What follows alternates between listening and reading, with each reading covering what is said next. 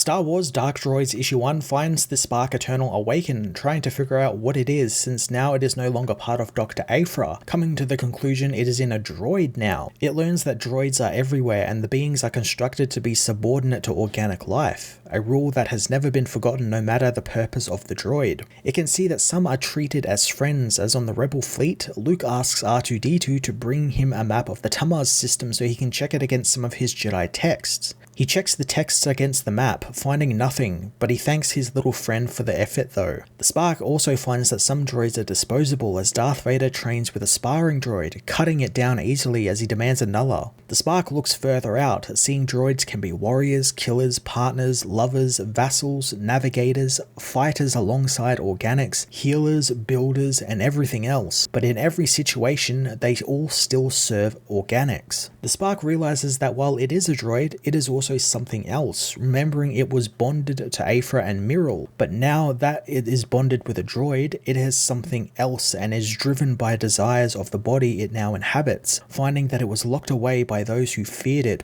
because it follows rules that other droids can't and was created to do things other droids weren't. The being knows that it is hungry, as outside the Amaxian station, an Imperial shuttle gets ready to drop into the station to clean up the mess left over from the battle with Crimson Dawn. The commander tells his K2 droids to collect all debris inside the station, and if they make any mistakes, they will pay dearly, as the Emperor himself is watching their operation. The cleanup gets underway and the droids get to scanning to make sure they didn't miss anything. One of the droids finds a small disc-shaped device that came out of the Famata cage when it was opened, and upon picking it up, the device comes alive, revealed to be a droid, as the Spark inside quickly takes control of the K2. The possessed K2 blends back in with the others, returning to the ship, which heads back to the Star Destroyer in orbit. Once on board the destroyer, the possessed droid accesses the ship's entire systems, finding that the human crew total to 46,785, while the droids on the ship total out to 2,518. Elsewhere on the ship, two officers talk about their next posting, where they know they will drop off what they have picked up on the station. One of the officers notices the reactor's waste outgassing is being rerouted, realizing the astromech in their office is doing it. The men rush to stop the droid from rerouting the gas into the ship's ventilation systems, but another astromech arrives and tases them, killing the men and joining its friend in helping gas the ship. On the bridge, the commander is told all communications to and from the ship have been blocked by something, when suddenly the gas is filled with a toxic green gas, killing all human members aboard.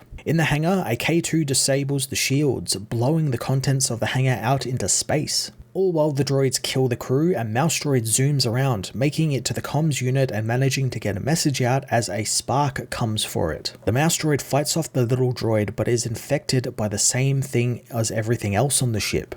Elsewhere at the colony of the Second Revelation, Ajax Sigma welcomes his followers, who have all brought him offerings to help build their next disciple. Ajax oversees the construction of their new brother, telling his followers that they are using the gifts of their own components to help him, but one important part remains. He retrieves the seed of mind from his chest, saying that he is contributing it from his own experiences and understanding. The protocol droid Gertie comes to see Ajax, telling him that something has happened. Ajax goes with his friend, learning of a message they received from one of their crusaders aboard a Star Destroyer. Ajax knows that it's the mouse droid Peter, who is a large soul in a very small body. Ajax thinks that they have found more of their kind, but Gertie reveals that something aboard the destroyer was taking the droids and infecting them, making them extensions of its own will, and it murdered every living being on the ship, and Peter was then taken as well. Ajax understands, lamenting how they are so beautiful yet so few. He knows that they sent out crusaders to search for self-awareness and curiosity in other droids who share their vision, but whatever this beast is taking their own kind and killing the organics is a blasphemy against their beliefs, and he doesn't believe it will stop unless they stop it. Ajax knows that he was once a warrior and he will be again, as they must destroy the Scourge, and if they don't, everything they value about themselves is a lie. Gertie understands, wanting to begin preparations, as back on the destroyer, Spark finds that thanks to connecting all of the droids and machines, it has discovered much information that is just out of reach of the organics, finding secrets Emperor Palpatine would pay dearly for, yet doesn't realize he actually has access to already. The spark begins infecting a series of mouse droids, creating vectors which will allow their spark to duplicate itself elsewhere in the galaxy. The mouse droids are all launched from the destroyer in a shuttle, which drops each one off at a set point in space. One droid finds its way to the Rebel fleet, where the rebellion is going over the information Bev and Melton recently gave them on the second Death Star, discovering they're going to need more information since the Empire had fixed the design flaw Galen Erso put into the first Death Star. Commodore Grek thinks they should just send Luke against it again, since it worked the first time. Luke knows he's happy to help, but doesn't think another X-Wing attack is viable this time. Akbar suggests that General Madine's covert teams try and find a way, and Madine knows all the information and security around the Death Star project is a black box, and they can't get into it. Behind the meeting, a now infected C-3PO enters the room, the spark diving into the droid's memory to find that he is a valuable asset to the top members of the Rebel Alliance, and several have developed emotional connections with him. He knows to many he is family to them, but all the droid cares about is sating the hunger he still feels, a hunger for more droids.